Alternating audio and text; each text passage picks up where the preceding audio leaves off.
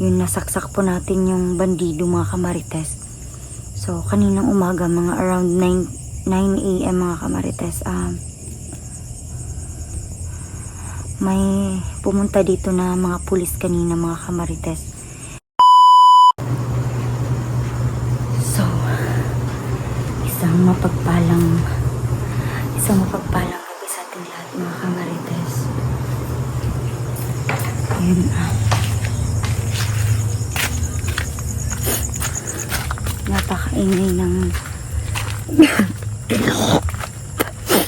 napakaingay ng kapitbahay mga kamarites. Nagvi-video okay sila. So dito tayo mag-video mga kamarites. So yan.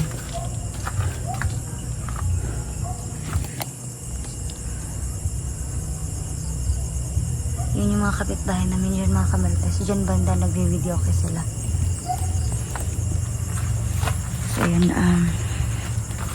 yung sobrang kinabahan tayo mga kamarites kasi paano ko ba ito sasabihin mga kamarites?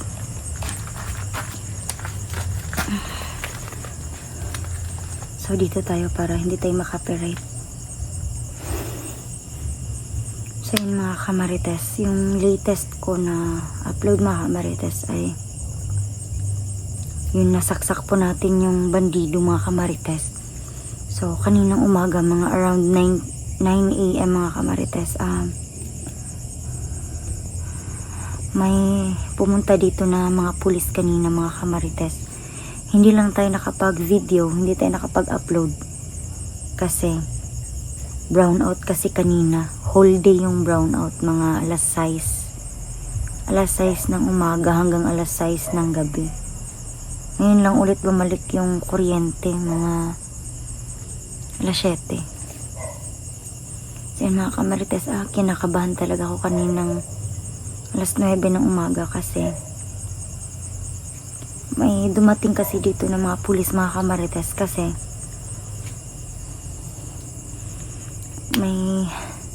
may nasaksak po kasi tayo na isang bandido mga kamarites. So yun, nag-report yung mga kapitbahay ko mga kamarites dun sa malayo. Nag-report sila sa police station mga kamarites na sinasabi nila na may nasaksak daw na tao dyan sa labas ng bahay namin. So nung last ko na upload mga kamarites, di ba kitang-kita nyo naman sa video, naputo lang nga lang.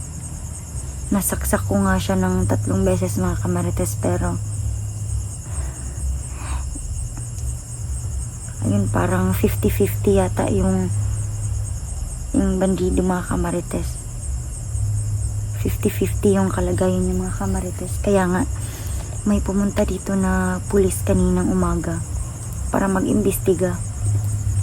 So yun, ay kukunan ko sana ng video, kaso sabi ng pulis bawal daw yun. So yun, yun yung update ko dito sa bahay mga kamarites. Nagkagulo yung buong barangay namin dito kasi ako nga daw nakasaksak ako ng tao, pero sobrang kinabahan talaga tayo hanggang ngayon mga kamarites. Kaninang umaga hanggang ngayon kinabahan talaga tayo mga kamarites kasi akala ko mga kamarites ay mapupunta na tayo sa bilangguan ba. So yun, nag-explain naman ako kanina.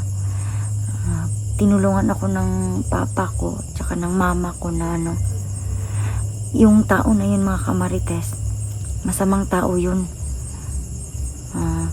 Pabalik-balik kasi siya dito sa bahay namin, may dalang flashlight. Di ko alam kung ano yung intention niya, magnanakaw ba siya or gusto ba niya kaming patayin dito sa bahay. Kaya inunahan ko na. So yun yung sinabi ko kanina sa mga pulis mga kamarites. So yun, nagkaroon sila ng in-depth investigation mga kamarites kaninang umaga hanggang hapon. So yun, nabahan tayo mga kamarites, baka maiwan natin si Juno dito sa bahay at saka ako mapupunta sa selda. So yun, wag naman sana mga kamarites, Diyos ko. So yun, 5 hours yung investigation nila kanina mga kamarites, kasi hindi daw yung basta-basta yung ginawa ko sa tao mga kamarites, kasi nga nasaksak ko siya ng 3 beses, may ebidensya. Pero kaso nga lang mga kamarites, andito siya sa bahay ko. Syempre nagdahilan tayo, nagkaroon tayo ng explanation, kaya nga investigation. So syempre trespassing siya. So may karapatan tayo na manakit ng tao, kasi sinabi ko sa kanya na may intention ang bandido na yun mga kamarites. So yun, akala ko kanina may magposa sa akin na pulis, pero mabuti na lang at hindi nila ako dinakip mga kamarites, kasi nga ang dami kong pruweba mga kamarites. Pinakita ko yung video niya na pabalik-balik siya dito. Sinabi ko sa kanya, sa mga pulis mga kamarites, na dito siya galing. Tapos dun siya until doon sa harapan ng bahay namin mga kamarites. So yun, syempre hindi makapagsalita yung panig ng bandido kanina, kasi ano naman yung sasabihin niya mga kamarites? Wala naman siyang laban mga kamarites, kasi nasa tamang lugar tayo mga kamarites. Akalain mo na palibot-libot siya dyan mga kamarites. So syempre, ano yung intention niya, or ano yung purpose niya, bakit siya andito sa bahay ko? So syempre, pribadong lugar to mga kamarites. Itong kinatatayuan ng bahay ko, namin ni Kuya Bad's Adventure, kaya may karapatan po tayo na saksakin siya, kasi 5 beses po niyang binuksan yung gate namin mga kamarites. So yun, sobrang kaba ko talaga kanina mga kamarites, kasi 5 pulis yung pumunta dito, tapos nagkagulo. Ang dami mga kapitbahay na pumunta dito sa bahay ko kanina mga kamarites, para makiisyoso, para makimarites din na katulad ko. So yun, hindi tayo hinuli ng mga pulis mga kamarites, kasi nanalo tayo kanina sa investigasyon mga kamarites, kasi may pruweba tayo na dito sa cellphone ko mismo, dito sa vlog ko mismo, pinakita ko sa mga pulis na napakasama niyang tao, kasi ilang days na yan na pabalik-balik dito sir, tapos binubuksan pa yung gate namin na may intention pa siya na nakawin yung spare parts ng motor ni Kuya Bad's Adventure. Kaya yun, ongoing pa din yung investigation mga kamarites, hanggang sa magising yung bandido na 50-50 mga kamarites, na andun ngayon sa ospital mga kamarites. So syempre hindi matatapos yung kaso mga kamarites kung hindi pagising yung bandido na nasaksak ko mga kamarites. So yun nga, yung kinabahan talaga ako, kasi paano na lang kung dalhin ako sa presinto. So mabuti na lang talaga at ongoing pa yung process ng pag-imbestiga, hindi tayo nadala mga kamarites. So yun, nag-collect sila kanina ng mga samples ng dugo ng bandido dyan sa labas ng bahay ko, at saka kinunan din ng opinion yung mga kapitbahay, yung mga malalayang kapitbahay, pati yung mama at papa ko. So yun,